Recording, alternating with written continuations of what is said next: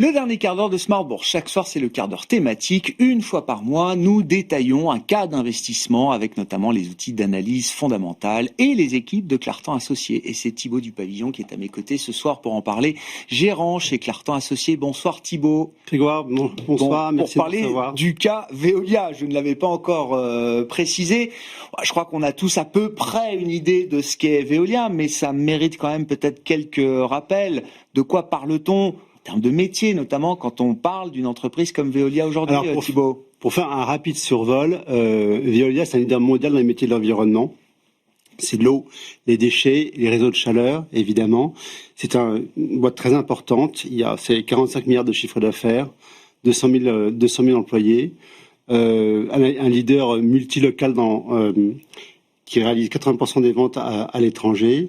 Et c'est une boîte surtout intéressante parce que les métiers deviennent de plus en plus sophistiqués et la rentabilité va croître année après année. Et tout ça avec des multiples qui sont intéressants. On a le pitch effectivement des 10 minutes qui nous sont accordées. Thibaut, on reviendra en détail sur les métiers. Oui. Un mot de l'histoire de Veolia aussi, parce que c'est une histoire effectivement très importante et qui démarre avec la Compagnie Générale des Eaux. La Compagnie Générale des Eaux sous le Second Empire. Donc c'est intéressant parce que c'est le créateur du métier de la concession d'eau. Ouais. Et on n'imagine pas forcément ce que c'est parce qu'ils ont quasiment dès leur fondation, là, en 1880, 83 pour être précis, ils ont commencé à avoir des concessions d'eau à l'étranger, notamment à Venise et à Istanbul. Enfin, je ne vais pas détailler toute la vie de Veolia, ça sera un peu long, c'est pas l'objet aujourd'hui. 1953, non, une autre fois. Ouais. Mais s'il y a des dates à retenir, c'est la décennie 2000 où beaucoup d'acquisitions ont été faites et pas forcément à bon escient. Le groupe est très endetté. Antoine Frérot, un PDG remarquable, a fait ce qu'on appelle la grande remise à plat. On parlera peut-être plus tard. Ouais. Et vous avez ensuite d'autres étapes. Il y a deux. Il y a la suivante, c'est le rachat de Suez, bien sûr, qui est le rival éternel. Une bataille homérique, oui, bien sûr, au couteau. Ouais. Mais ils ont fini par s'entendre. Et ça, on va y revenir sur la grande remise à plat et effectivement l'acquisition de Suez, qui sont dans l'histoire moderne de Veolia des moments structurants. Mais reprenons en détail effectivement les métiers et la dynamique de ces trois grands métiers de Veolia. Qu'est-ce qui fait tourner ces métiers-là aujourd'hui? Si on commence par parler notamment de l'eau.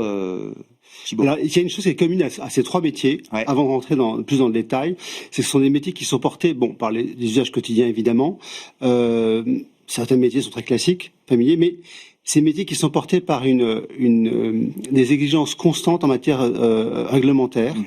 Et en même temps à l'accès aux ressources qui se fait de plus en plus difficile. Je pense notamment aux métaux et surtout à l'eau. Je peux vous donner des détails, des exemples, parce que l'eau, c'est évidemment la collecte, le captage de l'eau, le nettoyage. L'eau, c'est 40% du chiffre d'affaires. C'est 40% des ventes, oui, c'est ça. 40% des ventes, et après l'eau est retraitée et est remise dans le circuit ou rejetée dans une rivière, peu importe. Mais vous avez aujourd'hui des choses qui sont beaucoup plus sophistiquées grâce à un portefeuille de brevets assez complet. Donc par exemple, pour l'industrie des semi-conducteurs, ils sont capables d'avoir des degrés de pureté qui sont l'ordre de la goutte d'eau pour l'équivalent de 20 piscines olympiques, vous voyez. Ils ont des offres aussi clés en main pour les... Il y a des procédés à haute valeur technologique dans ces métiers de l'eau. Oui, ce qui fait la différence. Et on le retrouve aussi dans les déchets qui font 35% des ventes. Donc ils savent travailler dans les déchets dangereux, ils savent notamment traiter les effluents industriels, ils savent recycler les batteries lithium-ion, ils savent nettoyer les terres polluées. Donc ça, c'est vaste. Et puis après, ils ont le dernier volet, c'est les réseaux de chaleur et de froid. Donc 600 en Europe. Énergie, donc c'est pas rien. C'est 25% des ventes. Et pour vous donner un exemple, c'est pas anecdotique, mais c'est des métiers de volume, donc il faut et de coûts fixes, donc il faut optimiser évidemment tout ça. Il y a un terminal gazier qui a été ouvert à l'été 24 à Barcelone, d'importation de GNL. Et vous savez quand le gaz passe du niveau liquide au niveau gazeux, il y a du froid qui est dégagé. Et le froid a été réutilisé pour être injecté dans les régions de froid. Donc c'était assez technique. Et là, ce qui a Je vous coupe la parole. Non, allez-y. Non, mais ce qu'il faut bien comprendre dans Veolia, c'est la volonté stratégique, notamment mise en place par Frérot, l'ancien président, et poursuivi après par l'actuel CEO, la volonté de se positionner sur des marchés en demande pour pouvoir avoir un pricing power et faire la différence. Et c'est pour ça qu'ils vont monter en gamme de façon régulière. Mais ça veut dire que effectivement, ces métiers-là et ces segments d'activité sont pas matures. Vous disiez, c'est des métiers assez familiers. Oui, c'est assez commun depuis 1853, la création des concessions, oui, etc. Mais non, c'est pas encore des marchés totalement matures. Il y a encore de la croissance. Il y a encore la croissance. Et il y a le dernier plan stratégique qui est dans la continuité des précédents et décide de mettre l'accent sur. En gros, il y a 70% des métiers dits matures mais qui sont très rentables. On peut faire différentes choses, mais on en parlera peut-être plus tard. Il y a 30% qui va très vite, et ça, c'est tout ce qui est déchets dangereux. Ah, oui. C'est tout ce qui est les techniques de l'eau. Je pourrais en parler longuement. Et puis aussi les réseaux de chaleur. Les réseaux de chaleur et les réseaux de froid. Bon. C'est 30% d'activité, et ça va concentrer à peu près la moitié d'investissement, et avec un retour qui sera des marges qui sont beaucoup plus importantes. Revenons sur les étapes structurantes, à commencer par l'acquisition de Suez. Alors j'ai eu la chance, j'étais journaliste économique dans ces années-là. Non mais racontez-nous effectivement, parce que c'était à un moment, c'était même difficile d'imaginer ce rapprochement qui semblait pourtant tellement évident entre les deux. Ah oui, c'est des occasions, des dates ratées. Et c'est ça, exactement. Une série d'occasions ratées. Je t'aime, moi non plus, je veux plus te voir. Ouais. Engie a vendu une participation d'un peu moins de 30% à Veolia, qui est sortie en position de force et qui a voulu monter une EPA. Ça n'a pas été très bien accueilli du côté de Suez. Bref, bataille juridique, des échanges un peu animés dans les journaux. Et comme toujours, les gens finissent par se mettre d'accord. Donc on a découpé Suez en 2 morceaux et Veolia a pu récupérer ce qui était le plus stratégique pour elle, à savoir les actifs dans l'eau en péninsule ibérique et au Chili, et surtout et aussi les déchets dangereux qui sont stratégiques aux États-Unis, en Grande-Bretagne et puis en Australie. Et ça, c'est pas anecdotique parce que c'est 50 000 collaborateurs en plus pour un groupe qui en fait 200. C'est un tiers du chiffre d'affaires en plus. Donc c'est pas rien et il fallait évidemment intégrer tout ça. Et alors que terminer l'ancien plan stratégique, vous voyez. Bien sûr. Bon. Et très bien mené, oui. Ouais, très bien mené, effectivement. Bon, et comme vous le dites, plusieurs occasions ratées avant de finaliser en 2022, c'est ça, le rachat de Suez. L'autre moment clé sous la présidence et la direction d'Antoine Frérot, comme vous le rappeliez, c'est cette grande remise à plat. Qu'est-ce que ça veut dire concrètement et qu'est-ce que ça a changé pour Veolia ? En fait, c'est un travail qui était titanesque. Quand on parlait aux IR de Suez à cette époque-là, relations investisseurs. Hein, oui. Ils étaient sceptiques quant à l'ampleur du travail à réaliser. Ils n'y croyaient pas.